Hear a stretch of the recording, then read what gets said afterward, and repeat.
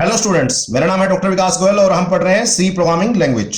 सी programming language पे अब तक हम 3 वीडियो लेक्चर अपलोड कर चुके हैं। होपफुली अब तक आपको सी प्रोग्रामिंग के बेसिक समझ में आ चुके होंगे। जैसे हमने लास्ट लेक्चर में डिस्कस किया था कि किसी भी लैंग्वेज को समझने से पहले आपको पहले लेटर सीखने पड़ेंगे। तो सबसे पहले हमने सीखा कैरेक्टर सेट लास्ट लेक्चर में। उसके बाद लेटर्स को कंबाइन करके बनते हैं वर्ड्स। वर्ड्स को प्रोग्रामिंग लैंग्वेज में टोकन्स बोलते हैं। तो आज का टॉपिक है हमारा टोकन्स। तो एक तरह से token are the words in any programming language. तो किसी भी प्रोग्रामिंग लैंग्वेज में वर्ड्स को टोकन नाम देते हैं। अब देखते हैं टोकन क्या होता है। It is the smallest individual unit of any program. किसी भी प्रोग्राम को आप तोड़ते रहो तोड़ते रहो तोड़ते रहो, जो स्मॉलेस्ट यूनिट बचेगी that is known as token. अब इसका एग्जांपल हम सीखेंगे, thereafter it will be much clear to you. तो किसी भी प्रोग्राम की स्मॉलेस्ट यूनिट को बोलते हैं टोकन। उसके बाद ऑब्वियसली वो ऑलरेडी स्मॉलेस्ट है तो वी कैन नॉट स्प्लिट। तो हम उसको फर्दर स्प्लिट नहीं कर सकते, फर्दर नहीं तोड़ सकते क्योंकि वह पहले ही स्मॉलेस्ट है। तो इसलिए टोकन्स को इनडिविजिबल भी बोलते हैं, मतलब जिसको डिवाइड नहीं किया जा सकता। तो नेक्स्ट है every instruction of a program is the collection of tokens. तो प्रोग्राम की हर इंस्ट्रक्शन के अंदर काफी टोकन्स यूज होते हैं। तो कैसे यूज होते हैं हम बात करेंगे इसके बारे में। Lastly, since tokens are used to construct a program, क्यों टोकन से क्या बनते हैं इंस्ट्रक्शंस, और इंस्ट्रक्शन से क्या बनते हैं programs. So they are also called as building blocks of the program. तो प्रोग्राम के बिल्डिंग ब्लॉक्स क्या होते हैं टोकन्स। ठीक है, तो टोकन स्मॉलेस्ट होते हैं, इसको आप फर्दर डिवाइड नहीं कर सकते और हर इंस्ट्रक्शन में कुछ ना कुछ टोकन्स आपको मिलेंगे।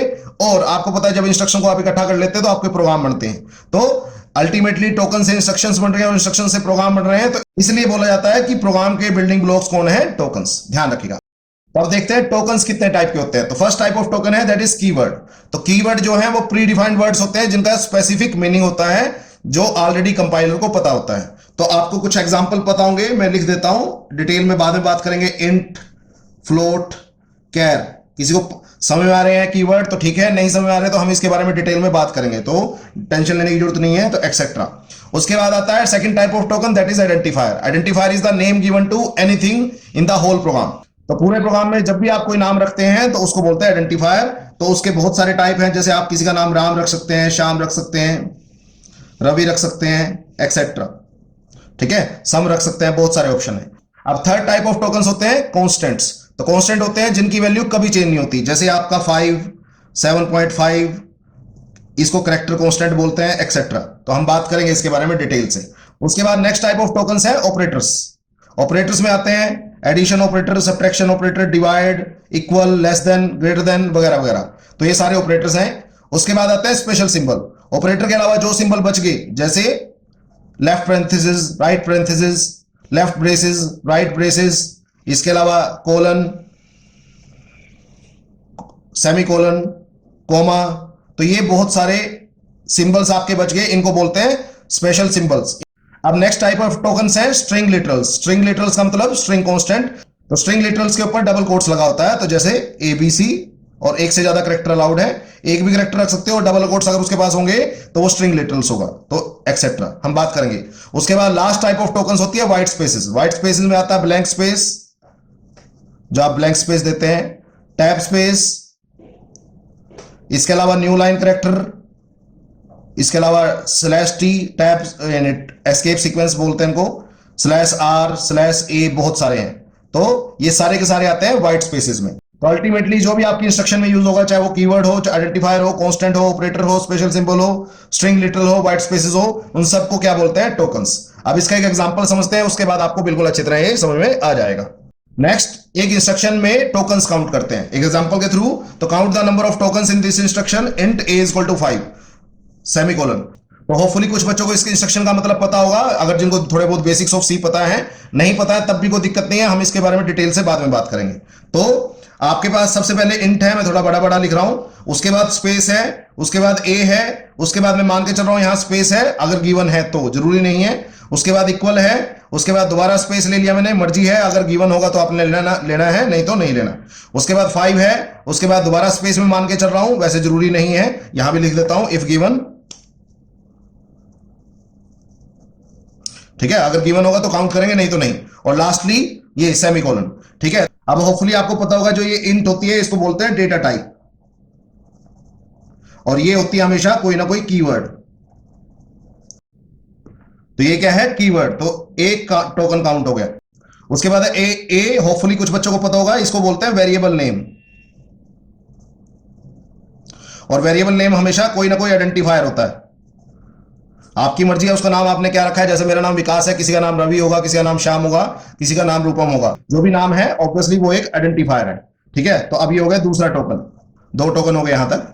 उसके बाद ये है इक्वल, इक्वल होता है ऑपरेटर। ठीक है, तो ये है ऑपरेटर, तो यहां से आ गया थर्ड टोकन, 3 टोकन हो गए। उसके बाद नेक्स्ट 5 आपको पता है ये कांस्टेंट है, तो कांस्टेंट है वो भी आपका टोकन है, 4 टोकन हो गए। उसके बाद फाइनली ये सेमीकोलन, तो सेमीकोलन जो होता है वो स्पेशल सिंबल होता है, स्पेशल सिंबल भी बोलते हैं, कई बार इसका एक स्पेशल नाम आ जाता है सेपरेटर, तो कंफ्यूज मत होना। तो अल्टीमेटली ये भी एक टोकन है। तो 5 टोकन तो यही हो गए। तो पहला टोकन हो गया ये data type, that is a keyword. दूसरा टोकन हो गया ए, वो एक वेरिएबल नेम है, दैट इज आइडेंटिफायर। उसके बाद हो गया इक्वल, दैट इज ऑपरेटर। उसके बाद हो गया 5, दैट इज ए कांस्टेंट। और लास्टली सेमीकोलन, वो होता है स्पेशल सिंबल। तो ये 5 टोकन फिलहाल काउंट हो गए। इसके अलावा जितने भी ये स्पेसेस हैं, ठीक है, वो भी आपके टोकन्स होते हैं। तो ultimately 6 token, 7th token, 8 token और 9 टोकन। तो ये सारे क्या हैं? White spaces. और फिलहाल इन व्हाइट स्पेसेस का यहां मतलब है ब्लैंक स्पेसेस। तो आप देख सकते हैं टोटल 1 2 3 4 5 6 7 8 9। तो टोटल टोकन कितने आए? 9। तो आप देख सकते हैं पूरी इंस्ट्रक्शन में टोकन ही टोकन भरे पड़े हैं, इसके अलावा कुछ मिला ही नहीं हमें। तो हर इंस्ट्रक्शन में कुछ ना कुछ टोकन होंगे, आपकी उनकी कलेक्शन करने से इंस्ट्रक्शन बनती है और फाइनली इंस्ट्रक्शन की कलेक्शन करने से प्रोग्राम्स बनते हैं। तो होपफुली अब आपको टोकन्स काउंट करने आ गए होंगे। इसी तरह आप अपने किसी भी प्रोग्राम में टोकन काउंट कर सकते हैं। ठीक है, ओके। अब नेक्स्ट है first type of tokens, that is keywords. तो कीवर्ड्स क्या होते हैं? दीज आर स्पेशल काम के लिए हैं, pre defined words fixed by the language inventor. तो जिसने भी लैंग्वेज आपकी लिखी है वो आपके कीवर्ड्स को फिक्स करता है। सी प्रोग्रामिंग लैंग्वेज में 32 कीवर्ड्स हैं, तो डेनिस रिचे ने 32 कीवर्ड्स को फिक्स किया था। ऑब्वियसली उसके अलावा जो C++, जावा, पाइथन वगैरह में नंबर ऑफ कीवर्ड्स डिफर हो सकते हैं, डिपेंड्स ऑन देयर इन्वेंटर। ठीक है, next, keywords can only be used for their intended purpose. तो जिस काम के लिए उनको बनाया है सिर्फ उस काम के लिए यूज किया जा सकता, कीवर्ड को जनरल किसी भी काम के लिए यूज नहीं किया जा सकता। उसके बाद keywords can not be redefined. तो अब आपका मतलब है जो प्रोग्राम बना रहा है, मतलब प्रोग्रामर। तो प्रोग्रामर जो है वो आपके कीवर्ड्स को रीडिफाइन नहीं कर सकता, जो उनका प्री डिफाइंड मीनिंग है वही रिटेन रहेगा, उसके अलावा आप उसको कोई नया मीनिंग अलॉट नहीं कर सकते। उसके बाद all keywords are written in lower case. तो सारे के सारे कीवर्ड्स हमेशा लोअर केस लेटर में लिखे जाते हैं, ध्यान रखना। उसके बाद देयर आर टोटल 32 कीवर्ड्स। तो सी प्रोग्रामिंग लैंग्वेज में 32 कीवर्ड है, किसी और प्रोग्रामिंग लैंग्वेज में और ज्यादा भी हो सकते हैं और कम भी हो सकते हैं। ठीक है, next, last, keywords are sometimes also called as reserved words. तो इनका एक अल्टरनेट नेम रिजर्व्ड वर्ड भी होता है, but there is a minor difference between keywords and reserved word. We will explore those differences on later stages. Clear हो गया? तो फिलहाल मान के चलिए कीवर्ड्स का मतलब रिजर्व वर्ड्स है। ठीक है, तो मैंने क्या बताया, कीवर्ड्स जो होते हैं वो स्पेशल होते हैं, प्री डिफाइंड होते हैं and they are defined by the language inventor. उसके बाद कीवर्ड्स को सिर्फ उनके इंटेंडेड पर्पस के लिए यूज किया जा सकता है। उसके बाद कीवर्ड्स को रीडिफाइन नहीं किया जा सकता। उसके बाद कीवर्ड्स सारे के सारे लोअर केस में लिखे होते हैं। उसके बाद सी प्रोग्रामिंग में टोटल 32 कीवर्ड्स हैं और कीवर्ड्स का अल्टरनेट नेम जो है that is also called as reserved words. तो अब मैंने लिस्ट ऑफ 32 कीवर्ड्स मेंशन किए हैं, ये अल्फाबेटिकली ऑर्डर में हैं। तो auto, break, case, char, const, continue, default, do, double, else, enum, extern, float, for, go to, if, int, long, register, return, short, signed, size of, static, struct, switch, type def, union, unsigned, void, volatile, while। ये सारे के सारे keywords हम पढ़ेंगे। आपको कुछ बच्चों को पता भी होगा, आपका जो ये कैर है, फ्लोट है, इंट है, ये डेटा टाइप होती हैं। डबल भी आपकी डेटा टाइप है। इसके अलावा आपका जो ये एल्स है, इफ है, ये इफ एल्स स्टेटमेंट में यूज होता है। उसके अलावा डू, फॉर और वाइल जो है ये लूप्स होती हैं। तो होपफुली कुछ बच्चों को पता होगा, नहीं पता होगा तो कोई बात नहीं, हम डिटेल में टोटल में इसके बारे में बात करेंगे। तो don't get confuse out there. तो आपको बस ये पता होना चाहिए देयर आर टोटल 32 कीवर्ड्स। बस हम वन बाय वन इन सब कीवर्ड्स को यूज करेंगे और आपको इनका मतलब समझाएंगे। तो इन सब कीवर्ड्स का स्पेशल मीनिंग है, ये सारे के सारे कीवर्ड्स सिर्फ स्पेशल पर्पस के काम आते हैं। हम बात करेंगे कि किसका क्या स्पेशल पर्पस है लेटर स्टेजेस पे, ठीक है। नेक्स्ट टाइप ऑफ टोकन्स है दैट इज आइडेंटिफायर्स। तो आइडेंटिफायर्स क्या होते हैं, ध्यान से सुनिएगा। Identifiers are user defined names. तो आपकी मर्जी है, यूजर का मतलब प्रोग्रामर, जो प्रोग्राम बना रहा है उसकी मर्जी है, उसने आपको नाम देने हैं given to any.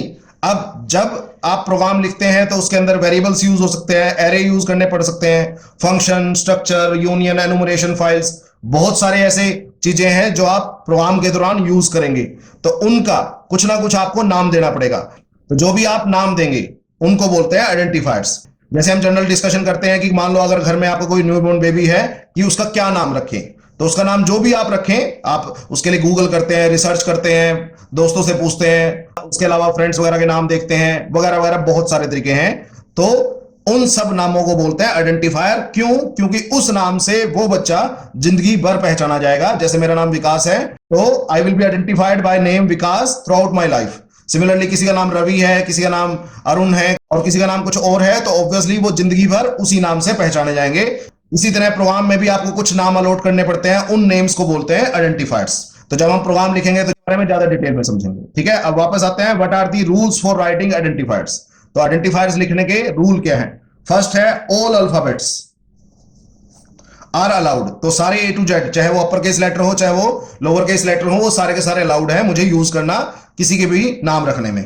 Second all digits, तो सारी की सारे डिजिट 0 to 9 डिजिट्स मुझे अलाउड है किसी भी नाम को अलॉट करने में, किसी भी नाम को सोचने में।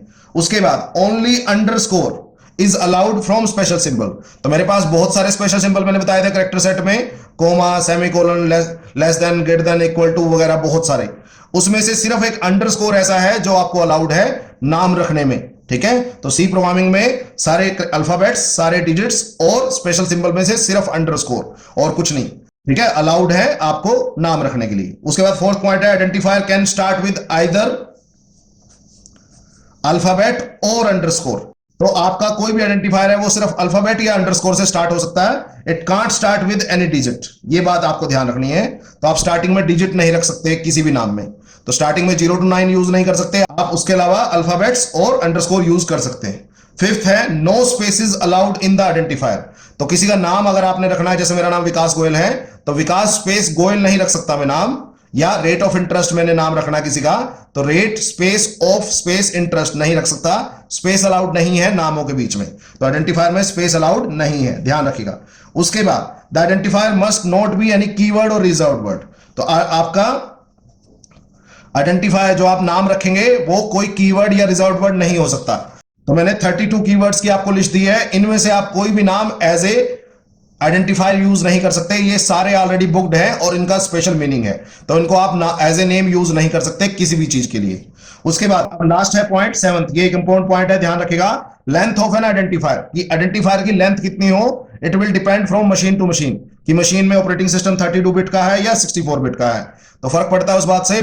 But it is always advisable कि मैक्सिमम आप 32 कैरेक्टर्स का आइडेंटिफायर यूज करें, उससे ज्यादा आइडेंटिफायर यूज ना करें, ठीक है। आप यूज कर सकते हैं बट वो फिर मशीन टू मशीन कुछ प्रॉब्लम क्रिएट कर सकता है। तो इट्स ऑलवेज गुड कि आप मैक्सिमम लेंथ कितनी रखें आइडेंटिफायर की, 32, ओके। तो आई बात समझ में? तो सारे अल्फाबेट्स अलाउड हैं, सारे डिजिट्स अलाउड हैं, सिर्फ अंडरस्कोर अलाउड है। जो आपका आइडेंटिफायर है वो सिर्फ अल्फाबेट या अंडरस्कोर से स्टार्ट हो सकता है, डिजिट से स्टार्ट नहीं हो सकता। स्पेस अलाउड नहीं है आइडेंटिफायर्स के बीच में। उसके अलावा कीवर्ड्स और रिजर्व्ड वर्ड को आप एज आइडेंटिफायर यूज नहीं कर सकते हो। और कोशिश कीजिए कि जो आपकी आइडेंटिफायर की लिमिट है वो मैक्सिमम 32 कैरेक्टर्स रहे, इससे ज्यादा का आप आइडेंटिफायर ऑप्ट ना करें, वो मशीन टू मशीन कुछ प्रॉब्लम क्रिएट कर सकता है। अब छोटी सी लिस्ट बनाई है मैंने आइडेंटिफायर्स की, इसमें से हमने चेक करना है कि कौन सा आइडेंटिफायर वैलिड है और कौन सा आइडेंटिफायर इनवैलिड है। अगर वैलिड होगा तो दैट्स गुड, अगर इनवैलिड होगा तो हम उसके बारे में बात करेंगे। तो फर्स्ट आइडेंटिफायर है सम 01। तो आप देख सकते हैं या तो अल्फाबेट्स ही यूज कर रखे हैं या डिजिट्स यूज कर रखे हैं और हमेशा अल्फाबेट से स्टार्ट है, तो इट इज वैलिड। इसमें होपफुली कोई दिक्कत नहीं होगा। आप वीडियो पॉज करके सोच सकते हैं कि हाँ ये वैलिड है कि नहीं। सेकंड है अंडरस्कोर नेम। तो मैंने बताया था यस कि आपका जो नाम है, आइडेंटिफायर का जो नाम है वो अंडरस्कोर से स्टार्ट हो सकता है, that's it is valid to. इसके बाद ये बताइए आइडेंटिफायर इज 01 अंडरस्कोर नेम, ये वैलिड है? नहीं है। क्यों? क्योंकि स्टार्ट किससे हो रहा है? 0 से। तो identifier can't start with digits. तो आइडेंटिफायर जो है वो डिजिट से स्टार्ट नहीं हो सकता, तो जीरो स्टार्टिंग में नहीं आ सकता। उसके बाद नेक्स्ट आइडेंटिफायर मैंने लिया है सिंपल इंटरेस्ट। तो आप अगर ध्यान से इसमें देखें तो यहां मैंने एक स्पेस छोड़ रखा है, तो इसका मतलब ये भी वैलिड नहीं है, क्योंकि आपको पता है blank space are not allowed. उसके बाद राम, आर बड़ा है, ए छोटा है, एम बड़ा है, अंडरस्कोर जी अंडरस्कोर 001। तो इसमें मेरे को लगता नहीं कोई दिक्कत होगी मैक्सिमम बच्चों को। ये एक वैलिड आइडेंटिफायर है, क्योंकि आप upper case letter lower case letter सब यूज कर सकते हैं, अंडरस्कोर भी यूज कर सकते हैं, डिजिट्स भी यूज कर सकते हैं। उसके बाद इंट, किसी भी आइडेंटिफायर का नाम इंट हो सकता है? नहीं हो सकता, क्योंकि int is a keyword. Okay, next है इंट। दोबारा फिर इंट आया, बट अगर ध्यान से देखेंगे तो ये जो लेटर है दैट इज अपर केस, तो इसका मतलब ये कीवर्ड नहीं है। ठीक है, इसका मतलब yes it is a valid identifier, but it should be avoided. ठीक है, क्योंकि आपको पता है सी प्रोग्रामिंग लैंग्वेज जो है वो केस सेंसिटिव है, तो आपको पता है उसको इसमें और इसमें फर्क पता लग जाएगा, तो इसको एज आइडेंटिफायर यूज करने में प्रॉब्लम क्रिएट करेगा, बट इसको नहीं करेगा। बट अच्छी बात है आप सिमिलर टू कीवर्ड कोई भी आइडेंटिफायर ना यूज करें, तो it should be avoided. Clear हो गया? तो होपफुली अब आपको टोकन्स समझ में आ गए होंगे, टोकन्स क्या है और कितने टाइप के हैं। उसके बाद हमने first type of token that is keywords पढ़ा, और उसके बाद हमने सेकंड टाइप ऑफ टोकन पढ़ा आइडेंटिफायर। नेक्स्ट लेक्चर में हम पढ़ेंगे third type of token that is constants, और कॉन्स्टेंट्स के ऊपर आपके रिटन टेक्निकल टेस्ट में जब भी कैंपस प्लेसमेंट होती है या गेट का टेस्ट होता है या कोई भी इसरो का डीआरडीओ का जहां भी आपका C programming language as a subject है, उसके बेस पे काफी अच्छे न्यूमेरिकल प्रॉब्लम आते हैं, ऑब्जेक्टिव टाइप क्वेश्चन आ सकते हैं, तो हम नेक्स्ट लेक्चर में उनकी बात करेंगे। तो नेक्स्ट लेक्चर भी बहुत बहुत इंपॉर्टेंट लेक्चर है, ध्यान रखिएगा। ठीक है, आज के लिए इतना ही। अगर आपको लेक्चर पसंद आ रहे हैं तो प्लीज लाइक द वीडियो और दोस्तों के साथ जरूर शेयर कीजिए। ठीक है, ओके।